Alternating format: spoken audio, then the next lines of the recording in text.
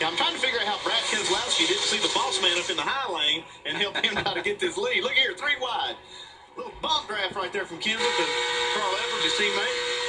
That is Kyle Busch in the meat of the sandwich, and Kerry Earnhardt's car spinning around down in the grass.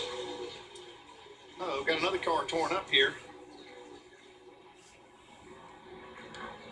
It might be Neuenburger car, or Donnie Neuenburger's car, the 52. He's got some heavy damage in the front. Yeah, that's a Jimmy Means car. So caution number 1 here. Lap number 9. We're going by it. Just turned into us. Let me show you what happened. There's Kerry Earnhardt's car slowing down.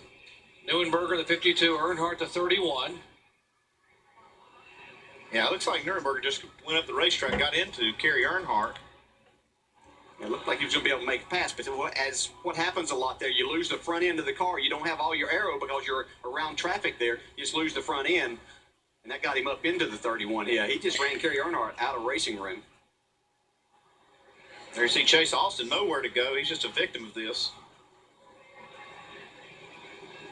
Chase Austin in that 07 car.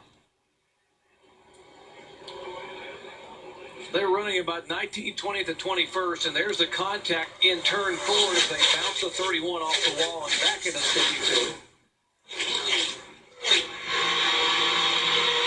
From Justin Allgaier's view right here, things happening in a hurry right in front of him. Michael McDowell does a great job. Almost that. All clear right there. Great job, man. Heavy damage on the front of the Jimmy Means owned Chevy. They will head to the garage area, and there's a scraped up side of Kerry Earnhardt's Chevy.